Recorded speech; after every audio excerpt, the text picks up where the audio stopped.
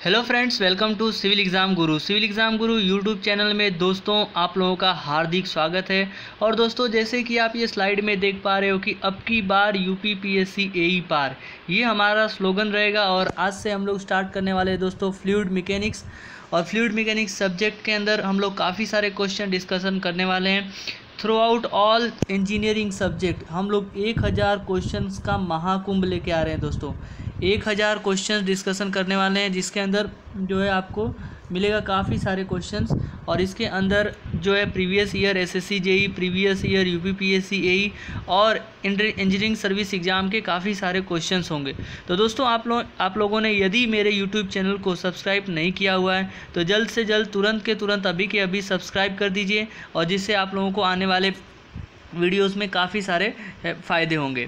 तो देख पा रहे हो जैसे कि मेरा ये यूट्यूब चैनल है सिविल एग्ज़ाम गुरु, और यहाँ पे आप जाके सब्सक्राइब कर दीजिए और आने वाली नोटिफिकेशन आपको तुरंत के तुरंत मिलती रहे। तो दोस्तों आइए अपने वीडियो को शुरू करते हैं कुछ इस तरीके से। काफ़ी सारे क्वेश्चंस मैंने आप लोगों को डिस्कशन करवा दिया है। फ्लूइड मैकेनिक्स का मैंने पिछली क्लास में 30 क्वेश्चन डिस्कशन करवाया है, और आज की क्लास में मैं आप लोगों को आगे क्वेश्चन 31 बोल रहा है दोस्तों कि the resultant upward pressure of A fluid on immerse body is called. Resultant upward pressure of A fluid, दोस्तों जो फ्लूइड के ऊपर जो प्रेशर फोर्स लगता है तो उसका यदि किसी कोई बॉडी इमर्स हुई है, बॉडी जो है इमर्स मतलब दोस्तों पानी के अंदर कोई बॉडी यदि डूब जाती है तो उसको हम लोग बोलते हैं इमर्स बॉडी। तो resultant upward pressure of A fluid, किसी भी फ्लूइड के ऊपर जो रिजल्टेंट अपवर्ड प्रेशर लगता है जब कोई बॉडी इमर्स बॉडी होती है तो हम फ्लूइड को, उस प्रेशर को हम लोग क्या बोलते हैं? तो दोस्तों उस प्रेशर को हम लोग क्या अपथ्रस्ट बोलते हैं, क्या बायोंसी बोलते हैं, क्या उसको हम लोग सेंटर ऑफ प्रेशर बोलते हैं? क्या all option are correct? Upthrust या बायोंसी या फिर सेंटर ऑफ प्रेशर या फिर ऑल ऑप्शन आर करेक्ट। तो दोस्तों उसको हम लोग क्या बोलते हैं? बायोंसी। और दोस्तों बायोंसी का जो कंसेप्ट है वो हमें कौन दिया था? तो आर्किमिडीज प्रिंसिपल ने दिया था। आर्किमिडीज करके साइंटिस्ट है, उन्होंने बायोंसी का कंसेप्ट हम लोगों को बताया था। सेंटर ऑफ प्रेशर क्या होता है दोस्तों? तो एक ऐसा पॉइंट जिसके ऊपर पूरा का पूरा फ्लूइड का प्रेशर लगता है तो उसको हम लोग बोलते हैं सेंटर ऑफ प्रेशर। और दोस्तों आपको पता होना चाहिए कि सेंटर ऑफ प्रेशर हमेशा सेंटर ऑफ ग्रेविटी के नीचे लगता है। तो किसी भी बॉडी का सेंटर ऑफ ग्रेविटी जो है वो ऊपर होता है, उसके बाद उसके नीचे सेंटर ऑफ प्रेशर लगता है। सेंटर ऑफ ग्रेविटी क्या होता है दोस्तों? तो ऐसा पॉइंट जहाँ पे उस बॉडी का टोटल मास रेजिस्ट करता है तो उस पॉइंट को हम लोग बोलते हैं सेंटर ऑफ ग्रेविटी। और एक ऐसा पॉइंट जहाँ पे उस बॉडी का टोटल प्रेशर रेजिस्ट करता हो तो उसको हम लोग बोलते हैं सेंटर ऑफ प्रेशर। आइए दोस्तों नेक्स्ट आगे की तरफ बढ़ते हैं, नेक्स्ट क्वेश्चन की तरफ। Centre of pressure on the inclined plane is, किसी इंक्लाइंड प्लेन के ऊपर सेंटर ऑफ प्रेशर जो है वो कितना होता है या फिर कहाँ पे होता है? तो जैसे मैंने अभी प्रीवियस क्वेश्चन में आप लोगों को बताया कि सेंटर ऑफ प्रेशर हमेशा सेंट्रॉइड के या फिर सेंटर ऑफ ग्रेविटी के जस्ट बिलो लगता है, जस्ट नीचे होता है। Next, a body float in A stable equilibrium, यदि कोई बॉडी जो है वो स्टेबल इक्विलिब्रियम में कब आएगी? When it's metacentric height is 0, जब उस बॉडी की मेटासेंट्रिक हाइट 0 होगी। When Meta centre is above the centre of gravity, दोस्तों याद रखना हम स्टेबल इक्विलिब्रियम की बात कर रहे हैं। तो जब metacentre is above the centre of gravity, या फिर centre of gravity is below the centre of buoyancy, या फिर नन। तो दोस्तों इस ऑप्शन का क्वेश्चन का आंसर जो हो जाएगा when Meta centre is above the centre of gravity. तो जब मेटा सेंटर जो है सेंटर ऑफ ग्रेविटी से ऊपर होगा तो हमेशा वो बॉडी जो है वो फ्लोट करेगी और वो स्टेबल इक्विलिब्रियम में रहेगी। याद करिए दोस्तों कि जब कोई फ्लोटिंग बॉडी है तो उसके लिए हम लोग मेटा सेंटर का कंसेप्ट लेके चलते हैं, और जब कोई इमर्स बॉडी होती है तो उसके लिए हम लोग दोस्तों सेंटर ऑफ बायोंसी की कंसेप्ट लेके चलते हैं हमेशा। चाहे वो बॉडी फ्लोटिंग बॉडी हो, चाहे वो बॉडी इमर्स बॉडी हो, डूबी हुई हो, दोनों के लिए जो है स्टेबल इक्विलिब्रियम में होने के लिए हमेशा मेटा सेंटर जो है वो सेंटर ऑफ ग्रेविटी से ऊपर होना चाहिए, और in case of immersed body buoyancy जो है वो सेंटर ऑफ ग्रेविटी से ऊपर होना चाहिए। आगे की तरफ बढ़ते हैं नेक्स्ट क्वेश्चन की तरफ। बहुत ही बढ़िया क्वेश्चन आपके लिए ये है। For a gauge pressure of A 10.89 kilo pascal what is a specific gravity of gas liquid be in the figure below. ये जो फिगर आपको दिख रहा है इसके ऊपर बी पॉइंट पे या बी लिक्विड पे जो है हमें प्रेशर, बी पॉइंट पे हमें जो है लिक्विड का गेज प्रेशर निकालना है। What is specific gravity, sorry दोस्तों, स्पेसिफिक ग्रेविटी पूछा हुआ है कि बी लिक्विड जो है उसकी स्पेसिफिक ग्रेविटी कितनी होगी। तो दोस्तों हम लोग जो है यूट्यूब मैनोमीटर का कंसेप्ट लगाएंगे यहाँ पे। यूट्यूब और दोनों यूट्यूब मैनोमीटर का ही कंसेप्ट लगेगा। यहाँ से हम लोग उस बॉडी को पर्टिकुलरली पॉइंट में डिवाइड करेंगे और यहाँ पे प्रेशर लगाएंगे रो 1 G1 H1 और यहाँ पे रो 2 G2 H2। इस तरीके से हम लोग कैलकुलेट करके उसकी डेंसिटी निकालेंगे और देन आफ्टर हम लोग उसकी स्पेसिफिक ग्रेविटी निकालेंगे। तो दोस्तों इसको मैंने कैलकुलेट किया है, तो इसका आंसर मुझे जो मिल रहा है वो ऑप्शन 1 इसका सही हो जाएगा। तो लिक्विड जो है बी है, इसकी स्पेसिफिक ग्रेविटी जो है वो दोस्तों 1 हो जाएगी। Next, when the adhesion between molecule of a fluid is greater than adhesion between fluid and the glass, then the free level of the fluid in the glass tube is dipped in the glass vessel will be। when the adhesion, दोस्तों adhesion क्या होता है, तो दो opposite particle के बीच में, दो opposite molecule के बीच में जो फोर्स लगता है उसको हम लोग बोलते हैं एडेसिव फोर्स, जो क्या करता है दो अलग अलग बॉडी सरफेस को एक साथ कांटेक्ट में लाने की कोशिश करता है। या फिर हम जैसे हम लोग बोलते हैं ना कि जैसे फेविक्विक होता है या फेविकोल होता है, वो एडेसिव होता है, वो किसी की बॉडी को चिपका सकता है।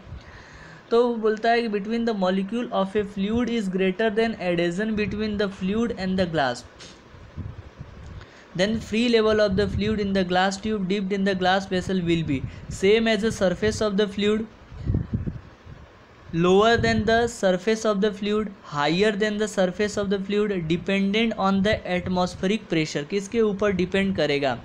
तो दोस्तों ये जो एडेसिव का कंसेप्ट होता है वो यहाँ पे बोल रहा है कि जब कोई दूसरा सरफेस आ गया है तो lower than the surface of the fluid, fluid surface से वो जो है उसका जो है एडेसिव प्रॉपर्टी जो है वो कम हो जाएगी। नेक्स्ट क्वेश्चन की तरफ बढ़ते हैं। Question number 36, an odd shape body weighing 7.5 kg, एक बॉडी है जिसका वेट 7.5 kg है, and occupying the 0.01 cubic metre volume will be completely submerge fluid having the specific gravity of, इसकी स्पेसिफिक ग्रेविटी कितनी हो जाएगी।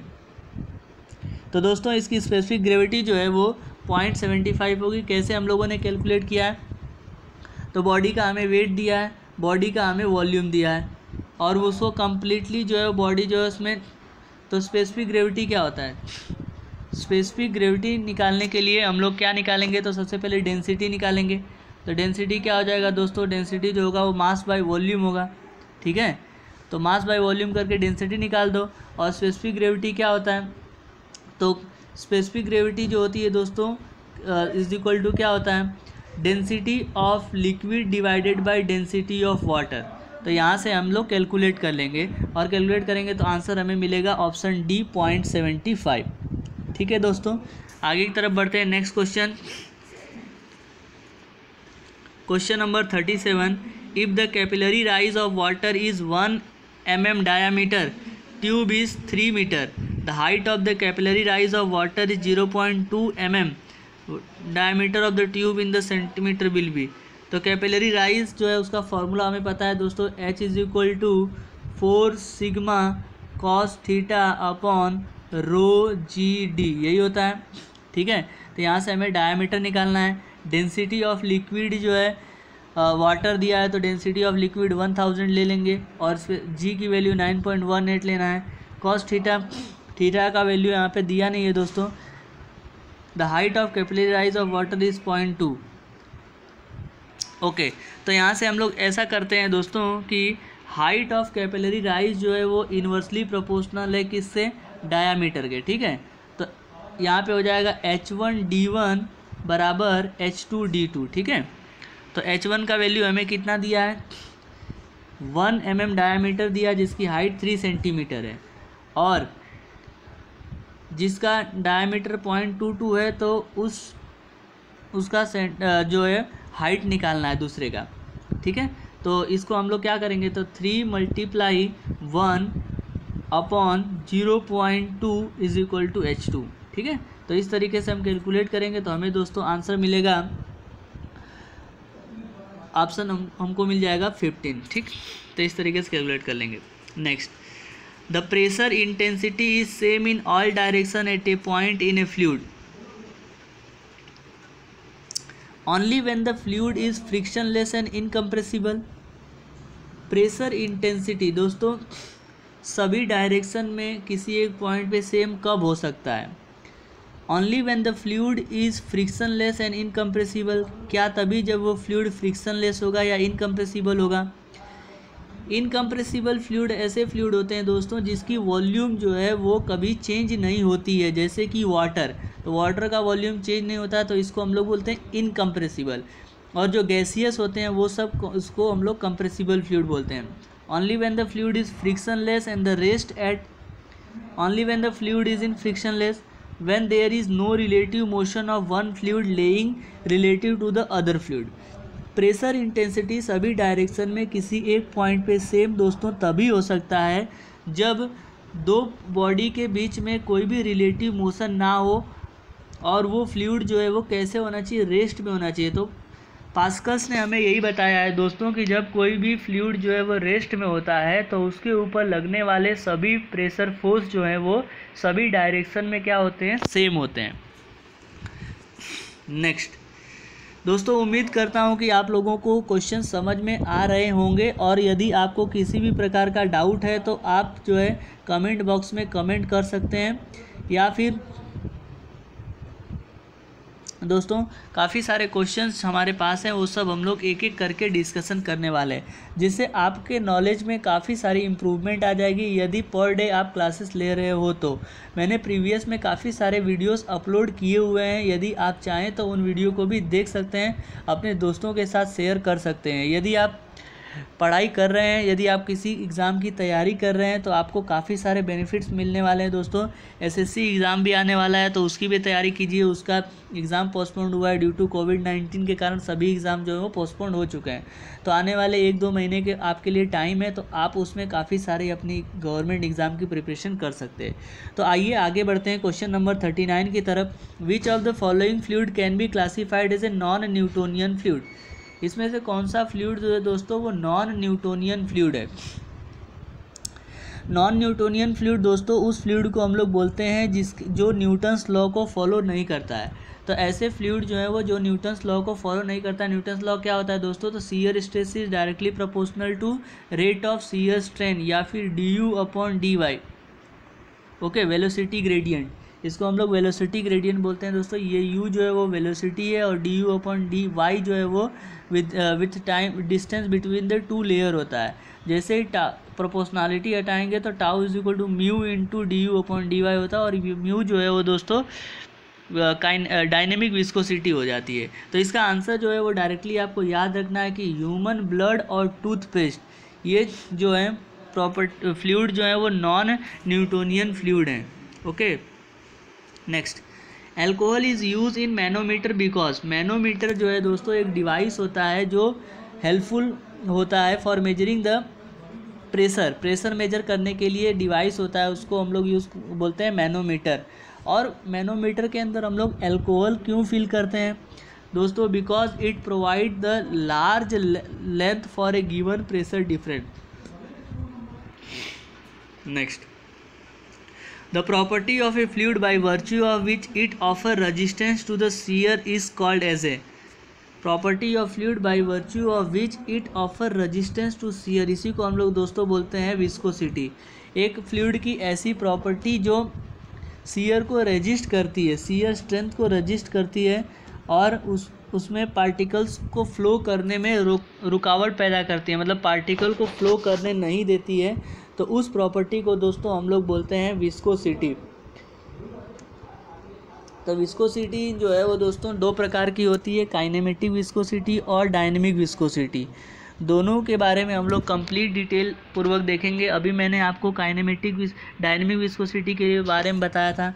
डायनेमिक विस्कोसिटी को म्यू से दिखाते हैं और ये न्यूटन्स लॉ ऑफ विस्कोसिटी से आता है। तो और काइनेमेटिक विस्कोसिटी से न्यू से दिखाते हैं, इसको हम लोग बोलते हैं dynamic viscosity divided by density. ठीक है, आगे की तरफ बढ़ते हैं। Next question number 42, unit of kinematic viscosity is. दोस्तों अभी मैंने बताया फॉर्मूला कि kinematic viscosity nu is equal to dynamic viscosity upon rho होता है। ठीक है, और काइनेमेटिक विस्कोसिटी क्या होता है, न्यूटन सेकेंड पर मीटर स्क्वायर, यही होता है। और यहाँ पे जो डेंसिटी होता है वो मास बाय वॉल्यूम होता है, तो उसको हम लोग kg पर मीटर क्यूब लिख सकते हैं। तो यूनिट ऑफ काइनेमेटिक विस्कोसिटी जो दोस्तों हो जाता है वो हमको कैलकुलेशन करेंगे तो हमको मिलता है मीटर स्क्वायर पर सेकंड। कितना होता है, मीटर स्क्वायर पर सेकंड। तो ये आपको याद रखना है। काइनेमेटिक विस्कोसिटी की जो यूनिट है वो सभी एग्ज़ाम में देखने को मिलती है। ये बहुत फेमस क्वेश्चन है दोस्तों, तो इस क्वेश्चन को आपको याद रख लेना है। Unit of kinematic viscosity is metre square per second. कभी कभी इसका डायमेंशन फार्मूला भी पूछता है, तो डायमेंशन फार्मूला मीटर स्क्वायर है तो L की पावर 2 हो जाएगा, सेकंड नीचे है तो T की पावर -2 हो जाएगा और M की वैल्यू जो है वो 0 हो जाएगी। तो MLT के फॉर्म में डायमेंशन फार्मूला होता है दोस्तों। नेक्स्ट क्वेश्चन की तरफ बढ़ते हैं friends. Question number 43, total pressure on a surface of a vertical sluice gate is 2 metre by 2 metre with its top is 2 metre being 0.5 metre below the water level will be. Total pressure पूछा हुआ है दोस्तों। एक surface है vertical sluice gate जो है 2x2 का है और टॉप जो है वो 2 मीटर सरफेस है और 0.5 metre below the water level. तो टोटल प्रेशर क्या होता है दोस्तों, तो रो जी एच होता है। रो तो डेंसिटी 1000, जी 9.81 और हाइट जो है वो उसका हम लोग डिफरेंस ले लेंगे टोटल 0.5। तो इसको हम लोग जैसे ही हम लोग कैलकुलेट करेंगे दोस्तों तो इसका आंसर हमें मिलेगा 2000 kg। रो जी एच 1 और रो जी एच 2 इस तरीके से हम कैलकुलेट करेंगे। Next, metacentric height is given as a distance between. Metacentric height जो है वो क्या होता है, किन्स दो पॉइंट के बीच की डिफरेंस को हम लोग मेटासेंट्रिक हाइट बोलते हैं। दोस्तों metacentric height is a difference between centre of gravity of a body and the Meta centre. Meta centre और सेंटर ऑफ ग्रेविटी के बीच की, मतलब जी और एम के बीच में, कभी कभी इसको हम लोग एम जी के नाम से भी डिनोट करते हैं। तो सेंटर ऑफ ग्रेविटी और मेटा सेंटर के बीच की जो डिस्टेंस होती है उसको हम लोग बोलते हैं metacentric height. The difference of the pressure between the inside and outside of the liquid drop is. Pressure difference की बात करते हैं दोस्तों। लिक्विड ड्रॉप के अंदर जो है इनसाइड और आउटसाइड का जो प्रेशर डिफरेंस होता है वो कितना होता है, तो P is equal to 2T/R होता है। Next, the property by which liquid oppose relative motion between the different layer is called as a. ऐसी प्रॉपर्टी जिसमें लिक्विड के जो पार्टिकल्स होते हैं वो एक लेयर से दूसरे लेयर के बीच में अपोज पैदा करते हैं, तो उसको हम लोग दोस्तों क्या बोलते हैं, विस्कोसिटी। सेम काफ़ी बार चीज़ें जो है वो रिपीट होती हैं दोस्तों, तो आपको याद रखना है। Atmospheric pressure with rise in altitude decrease. Atmospheric pressure जैसे जैसे आप एल्टीट्यूड पे जाओगे, हाई लेवल पे जाओगे, वैसे वैसे एटमॉस्फेरिक प्रेशर जो है वो डिक्रीज़ होता जाता है। क्योंकि डिक्रीज़ दोस्तों इसके लिए होता है कि कैसे, मतलब डिक्रीज़ होता है तो ये बोल रहा है कि जैसे जैसे आप हाइट पे जाओगे वैसे वैसे फर्स्ट स्लोली, उसके बाद धीरे धीरे कम होगा, उसके बाद स्टीपली, मतलब बहुत तेज़ी से एटमॉस्फेरिक प्रेशर कम हो जाएगा। Next, barometer is use to measure. दोस्तों बैरोमीटर एक डिवाइस होता है और वो क्या मेजर करता है, तो बैरोमीटर हमें पता है कि प्रेशर मेजर करता है, लेकिन प्रेशर कहाँ पे मेजर करता है दोस्तों, कौन सा प्रेशर मेजर करता है, वो मेजर करता है एटमॉस्फेरिक प्रेशर। क्या मेजर करता है, atmospheric pressure. Question number 49, a body is said to be in equilibrium if. कोई भी बॉडी इक्विलिब्रियम में कब कही जाएगी, तो दोस्तों किसी भी बॉडी को इक्विलिब्रियम में तब हम कहेंगे जब जो है उसके ऊपर किसी भी टाइप का फोर्स जो है वो sigma x is equal to 0, sigma v equal to 0 और सिग्मा m इक्वल टू 0, तभी हम उसको इक्विलिब्रियम में बोल सकते हैं। क्या ये मूव करेगा ओरिएंटली तो इक्विलिब्रियम होगा, नहीं। वर्टिकली मूव करेगा तभी भी नहीं, रोटेट करेगा तभी भी नहीं, तो इसके अंदर से कुछ भी नहीं। Newton's law of viscosity is a relationship between, Newton's law of viscosity किस किस के बीच के रिलेशन देता है दोस्तों? तो Newton's law of viscosity gives a relation between shear stress tau and the rate of the shear strain. तो दोस्तों इस तरह से आज के वीडियो में हम लोगों ने 20 क्वेश्चन डिस्कशन किया हुआ है। नेक्स्ट वीडियो में और भी क्वेश्चन लेके आएंगे। Thank you very much friends for watching this lecture. Keep watching, keep sharing. आप अपने दोस्तों के साथ यदि शेयर नहीं किए हो तो शेयर कर दीजिए, और अभी तक यदि आप मेरे चैनल पे न्यू हैं और आपने सब्सक्राइब नहीं किया है चैनल को, तो तुरंत के तुरंत आप इस चैनल को सब्सक्राइब कर दीजिए, बेल आइकन को प्रेस कर दीजिए, जिससे आने वाली नोटिफिकेशन आपको मिलती रहे। Thank you very much friends for watching this lecture.